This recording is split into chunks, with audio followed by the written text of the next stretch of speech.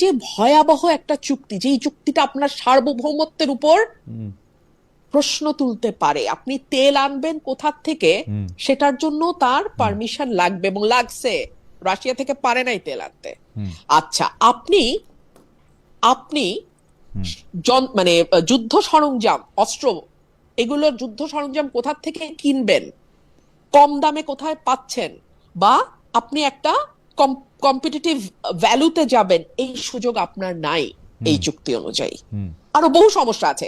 আমরা কয়েক হাজার কোটি টাকার রাজস্ব বঞ্চিত হব, আর সেখানে আমেরিকা যেই ইয়েতে অল্প কয়েকটা, এবং এটা নিয়ে যখন আমরা প্রশ্ন তুলবো তখন বলা হবে যে ইন্ডিয়ান ন্যারেটিভ থেকে প্রশ্ন করা হচ্ছে, যে ভাই তাহলে সংসদে আলোচনা কর তাহলে তো বুঝে যাবে না যে চলেন 350 টাকার আলু খাই এখন বৈশা বৈশা, এখন আমরা আমেরিকান আলু খাবো, ফাইন। আচ্ছা, এখন আপনি আমারে বলেন, জামাত কিন্তু আগে হাত ধুয়ে ফেলছে, আমরাই চুক্তিতে হ্যাঁ বলি নাই, তো বলো নাই তো তাইলে যে 1.5 মাস সংসদ চললো, একবারও তুললো না, তোমরা এইটা তুললা না কেন? এবং যুক্তরাষ্ট্রের সঙ্গে যে বাণিজ্য চুক্তিটি হয়েছে, অন্তর্বর্তীকালীন সরকার যে 3 দিন আগে বাণিজ্য চুক্তিটা করলো, যেটার মধ্যে থেকে আমি অন্তর্বর্তীকালীন সরকারের যিনি মুখপাত্র ছিলেন সেই শফিক সাহেবকে জানতে চাইলাম, শফিক সাহেব বললেন যে এটা যে কোনো সময় এটা বাতিলও করা যেতে পারে, কিন্তু সরকার এটিকে রাখলো। শুধু না, যিনি এই চুক্তিটি করার কৃতিত্ব বেশি দাবি করতে পারেন তাকে আবার এই সরকারের মন্ত্রীও করা হলো। সবকিছু নিয়ে আপনি এইটা একটা সংসদের মাধ্যমে রিভিউ করার একটা দাবি তুলেছেন, এইটার এখন কি অবস্থা? মানে আমার কাছে মনে হয় যে হ্যাঁ, এটা হইতে পারে, যেমন শফিক সাহেব বলতেছেন যে চুক্তিটা খুবই ভালো, ব্যারিস্টার ফুয়াদও বললেন যে হ্যাঁ, ইন্ডিয়ার ইয়া থেকে বাইরে হয়ে আমেরিকার ইয়া খুবই ভালো। আমি বললাম ভালো হলে ভালো, কিন্তু আপনার দাবিটা তো খুব যুক্তিযুক্ত, যে সংসদের মাধ্যমে রিভিউ করার দাবি। এই দাবিটার ক্ষেত্রে আপনি খালি দাবি তুলতে পারেন, মানে এই রিভিউটা একজন সংসদ সদস্য হিসেবে আপনিও করতে পারেন কিনা, মানে আপনিও এইটা আসলে টেবিলে দিতে পারেন কিনা, বা এটা আপনি কিভাবে চান, বা এটা কিভাবে হতে পারে? খালেদ ভাই, আমি দীর্ঘ সময় এটা নিয়ে ভেবেছি যে আমাদের আর্টিকেল 145A অনুযায়ী সংবিধানের যে কোনো বিদেশি চুক্তি যদি সেটা গোপনীয় না হয়ে থাকে, সংসদে প্রেজেন্ট করতে হবে। কিন্তু আনফরচুনেটলি সংবিধানের এই ধারাটা আমরা কেউ দেখি না। 1, 2 হলো এই চুক্তিটি ভয়ানক বিতর্কিত একটি চুক্তি দুটি কারণে। এক হচ্ছে, একটা অনির্বাচিত সরকার নির্বাচনের 3 দিন আগে তড়িঘড়ি করে এরকম একটা চুক্তি করতে পারে কিনা। 2, এরকম একটা চুক্তি যেটা ট্যারিফ কমানোর নামে করা হলো, সেই ট্যারিফটাই কিন্তু বাতিল হয়ে গেছে যুক্তরাষ্ট্রে। তো সেই ট্যারিফটার উপরে না, ট্যারিফ কমানোর যুক্তিতে যেই চুক্তি করা হলো নির্বাচনের মাত্র 3 দিন আগে, সেটা একটা রিভিউ হওয়া দরকার না সংসদে? এইবার আসেন আমার ক্ষমতা প্রসঙ্গে। আমি সংসদ মুলতুবি চাইতে পারতাম, কিন্তু ইতিহাস বলে 2-3টা ইনসিডেন্টের বাইরে সংসদ মুলতুবি হয় না। সো আরেকটা থাকতে পারে যে আমরা স্বল্প সময় আলোচনার জন্য 68 বিধিতে আমি নোটিশ দিতে পারতাম, যেটা স্পিকার মিন করেছেন যে আপনি নোটিশ দেন। আপনি জানেন এই নোটিশটা আমার 5 জন সংসদ সদস্যের স্বাক্ষর লাগবে। আপনি আমার বাইরে, আমি আপনাকে আজকে অন রেকর্ড চ্যালেঞ্জ করছি, আপনি আর একটা সংসদ সদস্য জোগাড় করে দেন, একটা, 5টা তো পারবই না, আমার বাইরে আপনি একটা জোগাড় করে দেন যে সংসদে এই চিঠিটা স্পিকারকে দেবে যে এটা নিয়ে একটা স্বল্প সময়ে আলোচনা। আমার মনে হয় যে এটা সবারই আসলে একটু মনোযোগ দিয়ে শোনা দরকার। অথচ এখানে সিরিজ অফ লাইজ আছে, যেটার মধ্যে আমি বলা হয়েছে যে ট্যারিফ 37% থেকে 20% বা 19% করছে, কথা সত্য না।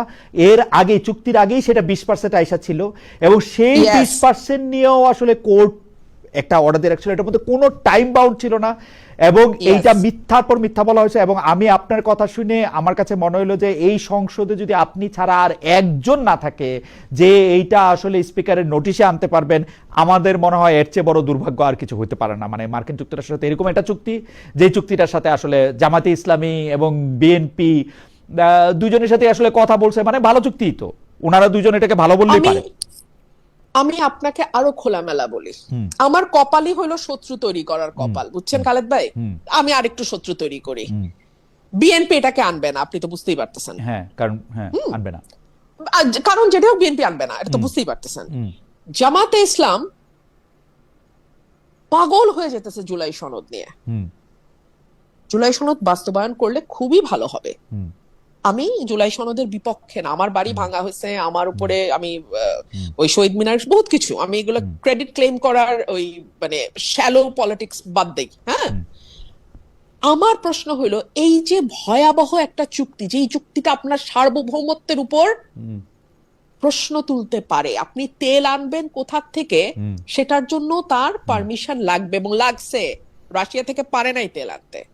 আচ্ছা, আপনি আপনি মানে যুদ্ধ সরঞ্জাম, অস্ত্র, এগুলোর যুদ্ধ সরঞ্জাম কোথা থেকে কিনবেন, কম দামে কোথায় পাচ্ছেন, বা আপনি একটা কম্পিটিটিভ ভ্যালুতে যাবেন, এই সুযোগ আপনার নাই এই চুক্তি অনুযায়ী।